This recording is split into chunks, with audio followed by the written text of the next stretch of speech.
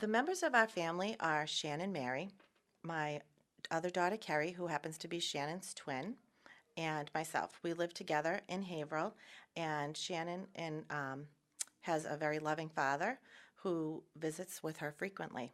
Shannon's nickname is Shannon Mary Sunshine because she brightens everybody's day. She got that nickname when she was 3 by a student that was riding the bus with her to another school. Shannon is just a pleasant person. She's very smart. She has started her own scarf business. She just truly enjoys life. She does. She's just very joyful and happy to socialize. When she was 7, she was actually featured at the Museum of Fine Arts through an epilepsy foundation where she had some artwork displayed. Artwork has always been a big part of her life, and she enjoys choosing colors. And when she came to Beverly, to CCCBSD, one of her occupational therapists taught her how to sew. So she was using a sewing machine, and she really enjoyed that. But then the task became a little bit mundane. She had started making scarves and sewing, and although she enjoyed selling those scarves, she got a little bit bored using, just the switch. And so we were at a meeting, and someone from school came up with the idea of, oh, too bad Shannon can't make her own fabric. And we went home, and Shannon and I sat at the computer and we researched it. How can you make your own fabric? What can we do? So we contacted a bunch of different companies and sent some of her artwork samples to them, and we, in return, received some fabric patterns back, and then we made the decision to start a business. And Shannon was very, very excited about it. So the process works that she completes an artwork pattern. She uses her Toby to decide on the colors and the kind of painting technique she wants to use. And we scan the artwork and send it to a company in New York. And they turn it into fabric, send us the sample, and Shannon decides whether or not she wants to make scarves out of it. Shannon and Kerry were 9 weeks early when they were born.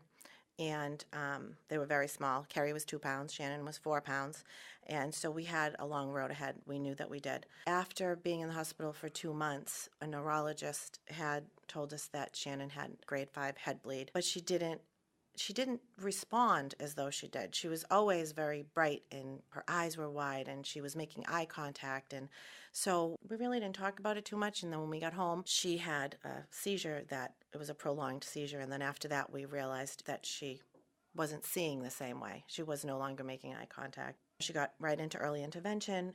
We started to see this neurologist, and he said some very wise things to me from the very beginning. He said, the brain is very placid, and you have no idea what Shannon will be capable of. Although the CAT scan is showing that she has severe brain damage, you have no idea what she will be capable of doing. So the most important thing you can do right now is enjoy every minute with her and give her as much therapy and education as possible. So I quit my job and stayed home, and that's what we did. And I can honestly tell you that was the best advice we ever got, because Shannon is beyond what was expected of her. Shannon started off there is not an adult program that comes close to meeting the expectations that we have from leaving here. I mean, because, this is the best school around. The nice thing is that she has a solid foundation. So Shannon, because, she attended CCCBSD, she has a solid communication device, and she's empowered to answer and advocate for herself. Those are skills that she definitely learned here at school. So she was prepared to go to the next step. As hard as it was for us to leave, and let me tell you, I cried for weeks leading up to the graduation because I was so nervous. But she's doing okay, and I can honestly say that I think it's because of the whole transition process that her teachers went through. What I want for her is to be happy, doing whatever she wants to do. And as long as she has the ability to use her device, she'll be able to tell me what that is, which is the most important thing. We have looked at a lot of programs throughout the years, and the most important thing is the level of respect that the staff and students have for each other. Because if a child is being respected, then all of the other things fall into place. Like, what do they need in order to be successful at school? While Shannon was here, it was all about what did she need in order to be successful? What can we help? And not only for her, but for the entire family. Everyone was concerned about our family and how they could better support us. people understand what a positive experience Shannon had at school. People are loving, caring, and extremely respectful.